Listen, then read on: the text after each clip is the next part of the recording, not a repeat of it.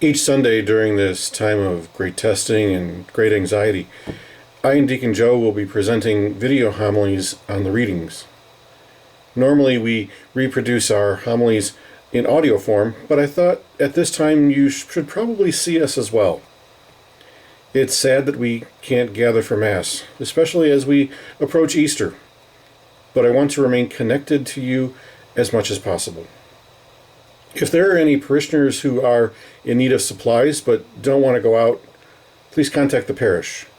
There are some wonderful parishioners who will make errands for others, and we can make a connection for you.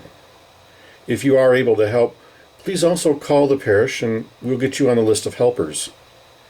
It's heartwarming to know that many have already reached out. Please know that I'm praying for you, and when this is over, we'll have great reasons to celebrate. Today I come to you from my office, so let's begin. In the name of the Father, and the Son, and the Holy Spirit. This is a reading from the Gospel according to John. As Jesus passed by, he saw a man blind from birth. His disciples asked him, "Rabbi, who sinned, this man or his parents, that he was born blind?" Jesus answered, "Neither he nor his parents sinned. It is so that the works of God might be made visible through him. We have to do the works of the one who sent me while it is day. Night is coming, when no one can work. While I am in the world, I am the light of the world." When he had said this, he spat on the ground and made clay with the saliva and smeared the clay on his eyes, and said to him, "Go wash in the pool of Siloam," which means sent.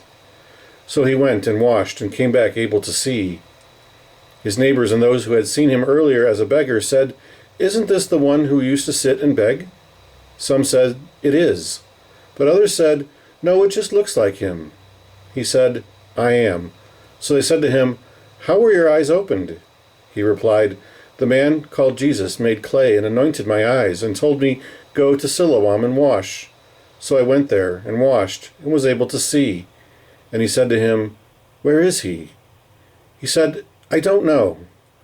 They brought the one who was once blind to the Pharisee. Now Jesus had made clay and opened his eyes on a Sabbath. So then the Pharisees who also asked him how he was able to see. He said to them, "He put clay on my eyes, and I washed, and now I can see." So some of the Pharisees said, "This man is not from God, because he does not keep the Sabbath." But others said, "How can a sinful man do such signs?" And there was a division among them. So they said to the blind man again, "What do you have to say about him, since he opened your eyes?"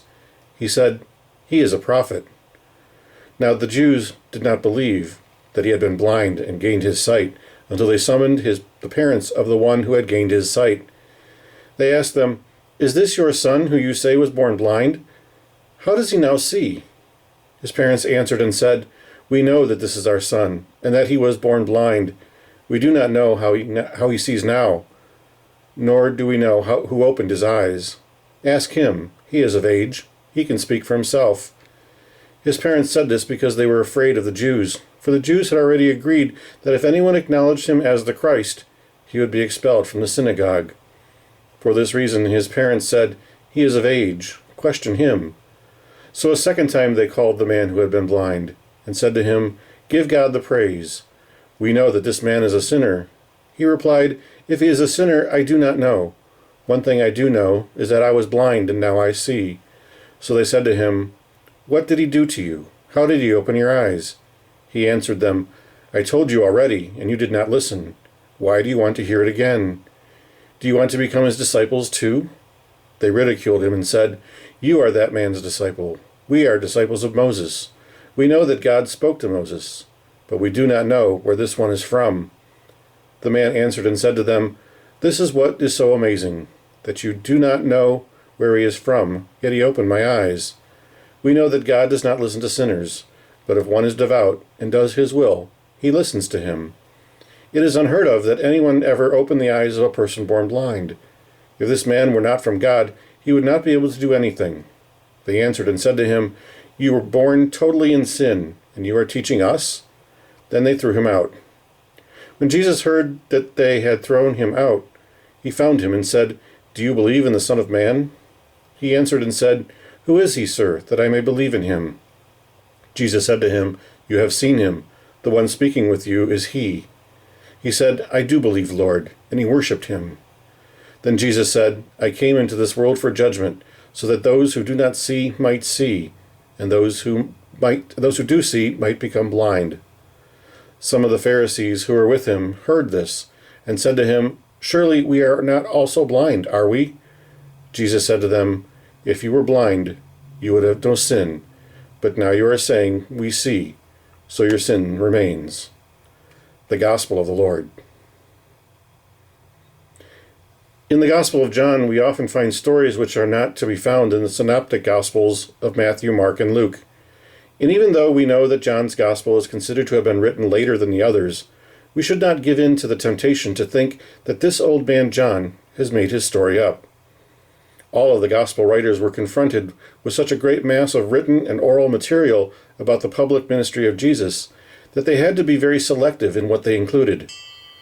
What the Gospel writers have done is to take the incidents that they regard to be the most important and included them in their Gospel, so ensure that they would be handed down from generation to generation. You will have noticed that Matthew, Mark, and Luke have many similar accounts of specific incidents from the life of Jesus. It is considered by scholars that they used a common source which is now lost, a sort of first draft of the life of Jesus, written or put together at an earlier date. But John does not seem to use this document, and his gospel differs markedly from the others. He takes the long view, and his gospel is the outcome of a considered reflection over very many years. It's not that he made up those incidents that are not recorded in the other gospels, but rather that he sees the significance of particular miracles that the synoptic writers passed over. In fact, John stresses only 7 miracles, or signs as he calls them, and each of these miracles has an important lesson to teach us. The healing presented to us is that of the man born blind, which takes place at the pool of Siloam. And the lesson we are being taught is that besides our ordinary sight, there is another kind of sight, that of seeing the truth of the gospel. This particular miracle is about light and darkness. The man had lived in darkness all his life, but through healing he comes into the light in two senses. Literally, since his sight was restored, and spiritually, since he was given the gift of faith. Of course, it is this gift of faith which concerns us most of all. After the healing, there follows a series of interrogations, during which the skepticism of the Pharisees only increases, while the faith of the blind man develops and strengthens. First, he claims that Jesus is a prophet. Then he states that he is from God. And finally, when faced with Jesus once more, he declares his faith in him as the Son of Man, and kneels down and worships him. They say that people who have lost one of the human senses often more acutely develops one or more of the others. This man was born blind, but he is certainly not dumb. He is extremely fluent in his speech, and despite a presumed lack of education, he is clever enough to defeat the supposedly learned Pharisees and expose their plan to entrap Jesus. He is also quite bold and forthright in his speech. Nowhere else in the Gospels do you read of a poor person speaking to those in authority in the way that this blind man does. It is clear to him that Jesus is good and truthful, and that these supposedly religious men are nothing but hypocrites. They pretend to look for the truth, but when he gives it to them, they cannot accept it. At first they insult him and finally chase him away. Despite his boldness toward the Pharisees, this blind man is revealed to be quite humble, and not without self-knowledge. 3 times he confesses his ignorance, once to the people, once to the Pharisees, and finally, once to Jesus. As we have seen, each of these confessions of ignorance is followed by a profession of faith. We are being subtly told that it is only when we honestly admit our ignorance that faith can find its way into our lives. After being driven away by the Pharisees, our blind man eventually encounters Jesus once again. But actually it is Jesus who seeks him out, and who then asks him if he believes in the Son of Man.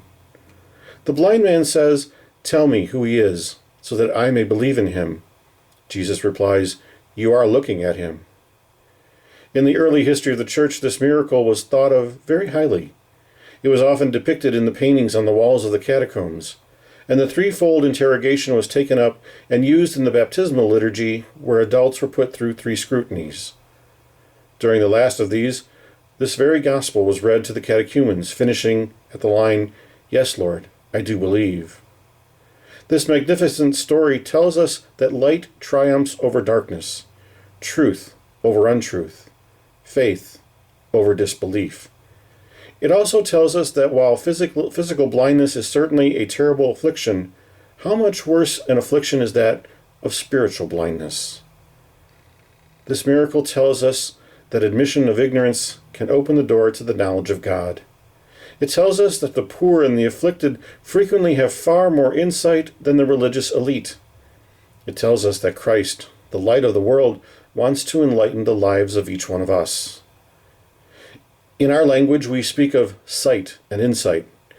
We see by ordinary physical sight the things around us, even though to call this ordinary could hardly be correct, since sight is in itself one of the most extraordinary aspects of creation. But with insight, we see quite at another level. We come to a realization. We make connections that are not immediately apparent. There's a moment when the real truth of something dawns upon us, the moment of insight. But if we go one step deeper, even than so-called ordinary insight, we recognize the moment of coming to faith. I'm certain that most of us have had that experience of such a moment, which is something much deeper than insight. It is the moment when we came to realize that God exists, that He is the author and sustainer of all creation, and that Jesus is His Son and our Savior. And at that, the only appropriate thing for us in the face of this realization is to do just what the blind man did, kneel down and worship Him. Happy Lent, everyone. Be safe and be happy, be healthy.